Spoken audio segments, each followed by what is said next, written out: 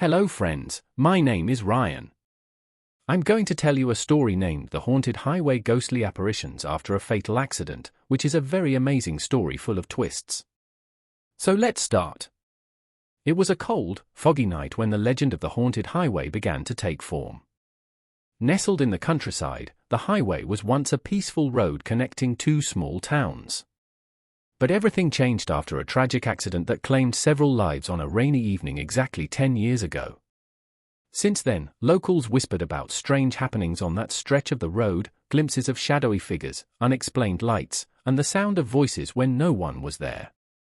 Drivers avoided the highway after dark, and those who ventured through it swore they'd never take that route again. Our story begins with Alex, a young journalist who had a knack for chasing mysteries. Alex had heard about the haunted highway from a friend and, driven by curiosity, decided to investigate. He convinced his best friends, Sophia, Mark, and Ethan, to join him on this adventure.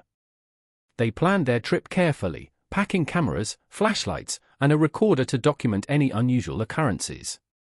The group reached the highway just as the sun dipped below the horizon, painting the sky in shades of crimson and gold.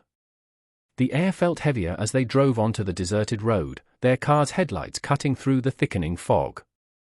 Alex, sitting in the passenger seat, flipped open his notebook and began jotting down observations while Mark, who was driving, focused intently on the road ahead.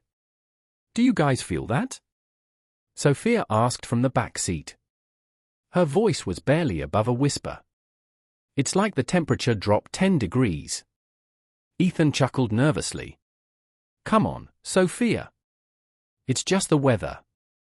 Let's not freak ourselves out before anything even happens." But deep down, all of them felt it, an unexplainable tension that made the hairs on the back of their necks stand on end. The atmosphere was thick with an unspoken dread. As they drove further, the group noticed something odd. The same old oak tree appeared to line the road again and again, as if they were going in circles. "This is impossible," Mark muttered, gripping the steering wheel tighter. "I've been driving straight the entire time." "Stop the car," Alex said suddenly. His voice had an edge of urgency. Mark hesitated but eventually pulled over to the side of the road. The group stepped out, their breath visible in the icy air. Silence enveloped them, broken only by the distant chirping of crickets. Alex pulled out his recorder and began speaking into it. "We're standing on the infamous haunted highway. There's an eerie stillness here that's hard to describe. We've also noticed an odd repetition of landmarks. Could it be our imagination, or is something more sinister at play?" Just then, Sophia let out a gasp. "Look over there," she whispered, pointing toward the trees. The group turned to see a faint glow hovering between the branches. It flickered like a lantern being carried by an unseen hand. Without thinking, Alex began walking toward it. "Alex, wait!" Ethan called after him, but Alex was already halfway into the woods. The others had no choice but to follow. The glow led them to a clearing where they found an old, rusted car partially hidden by overgrown bushes. The sight of it sent a chill down their spines. Alex recognized the make and model from the description of the accident he'd read about during his research. "This must be it," he said, his voice barely audible. As they approached the car, a strange sound filled the air, a soft, mournful humming. It seemed to come from everywhere and nowhere at once. Sophia clutched Ethan's arm, her eyes wide with fear. "Do you hear that?" she whispered. Before anyone could respond, the car's headlights suddenly flickered to life. The group froze, their hearts pounding in unison. And then they saw her, a woman in a tattered white dress standing just behind the car. Her face was obscured by shadows, but her presence was unmistakable. She raised a hand, as if beckoning them closer. "Who are you?" Alex managed to ask, his voice trembling.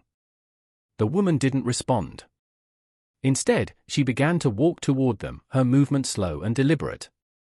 The group backed away instinctively, but their feet seemed rooted to the ground. "We need to leave now," Mark said, breaking the spell. He grabbed Alex by the arm and pulled him toward the car.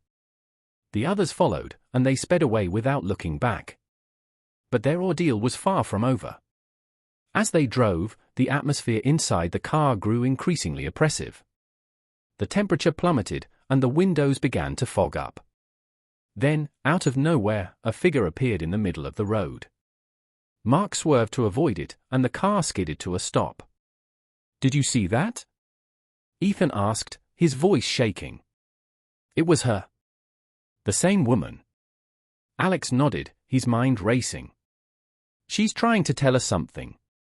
We need to go back." "Are you out of your mind?" Mark snapped. "We barely got away the first time." But Alex was insistent. "I think she's connected to the accident.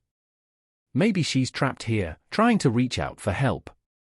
Reluctantly, the group agreed to return to the clearing.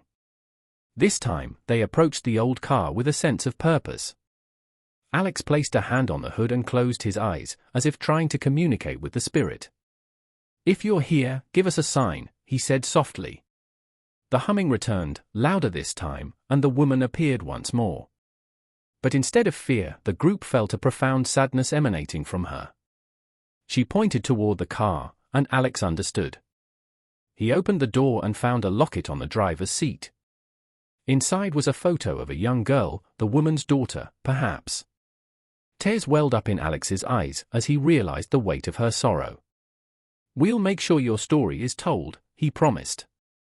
The woman's expression softened, and she began to fade, her form dissolving into the night.